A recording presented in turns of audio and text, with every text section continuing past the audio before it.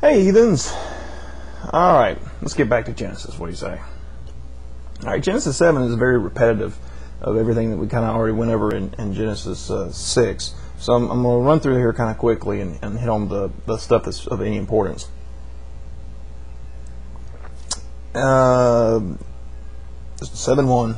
And the Lord said to Noah, "Come thou and all thy house into the ark, and for thee I have seen righteous before me in this generation." So Noah's supposed to be a righteous man. Now this is the same guy who gets drunk and gets naked, and apparently it's a problem that his children see him, despite the fact that he was the one who got drunk and naked. But this is a righteous person. That's the important part, because he kills every single other person, and the reason why he saved Noah is because he was righteous. Let's remember that.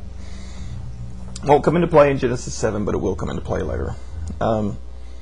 Also, there's other verses in the Bible that says that there's never been such a person that was righteous, according to God. All right.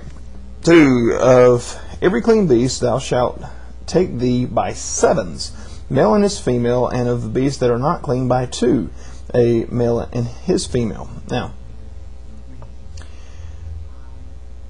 this may start off sounding odd, because it says take by sevens, the other is by 2. So by 2, of course, we know it means a pair, male and female, as it even states, male and female in both cases.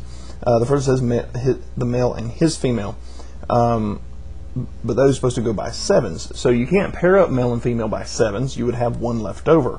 What they're saying here is sevens as a pair, in other words, of 7 pairs, so a total of 14. And the other says not clean by 2, in other words, by a pair. So, just to clarify that, you got 14 of all the clean beasts and 2 of everything else. Now, we've already discussed how difficult it is to get just 2 of just the mammals onto the ark. But on top of that, we're going to take 14 of all the clean animals, the ones that they ate, basically. They're going to take 14 of all of those in order to, I guess, be the food for all these carnivores that are going to be on the ark. But that's not all. We're now also going to multiply the fowls. So all the birds are going to go in there by sevens. So we're going to have 14 of each of all the birds. Now, why do we have 14 of all the birds?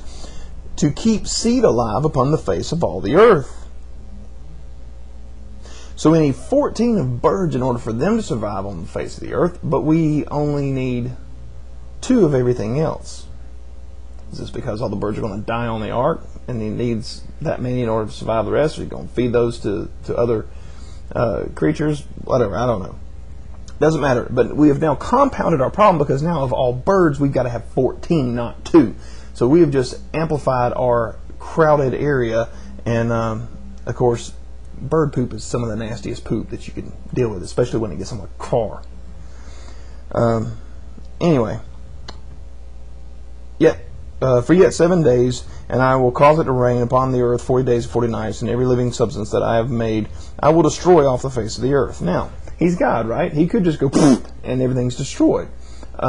No, he has to drown the world so that they not only die, but they die a horrible, miserable death.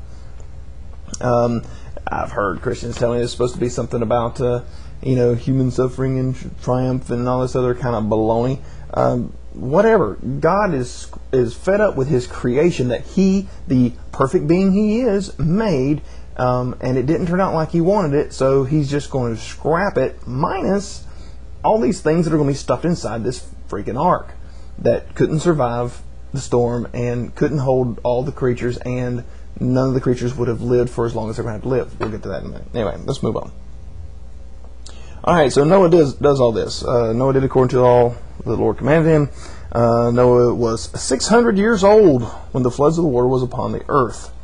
Alright, now, in Genesis 5:32, the very last line, they tell us that he was 500 years old when he had his son. So this is where Christians and Jewish people say that he had 100 years to build the ark, which is what they're saying would give him plenty of time.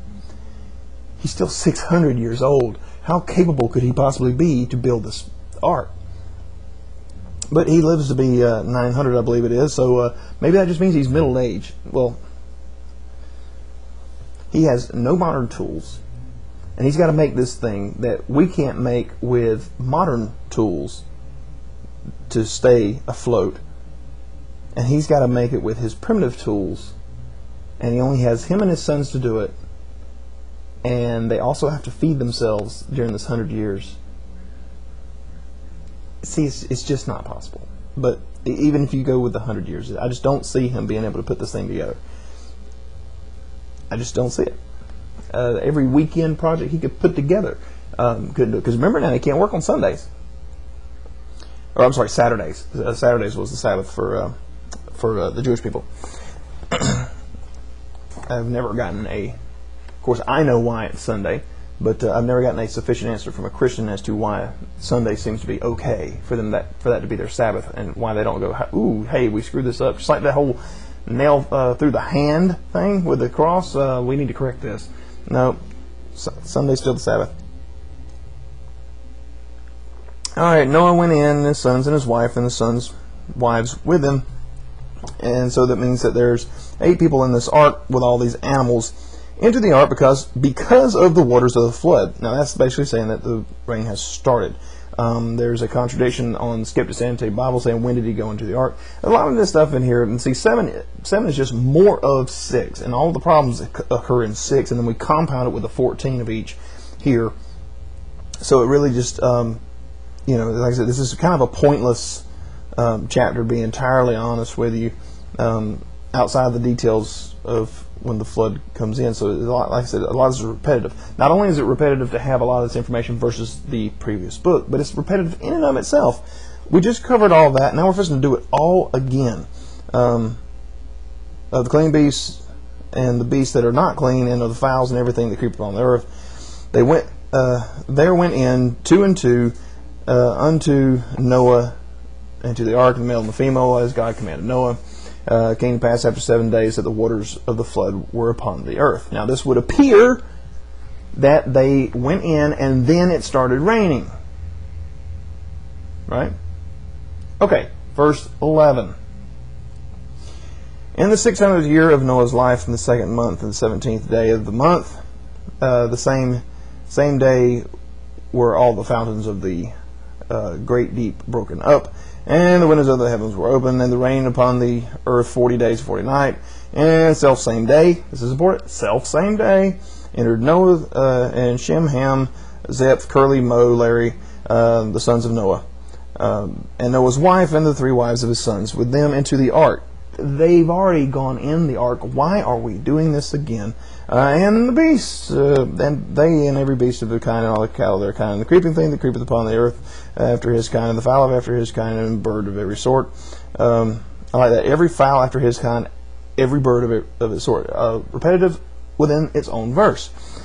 And they went into the ark, 2 and 2 of all flesh, and wherein the breath of life, and they went in, male and female of flesh, and God commanded, as the Lord shut him in. Flood was 40 days upon the earth, the waters increased, bare up the ark, and it was lifted up above the earth.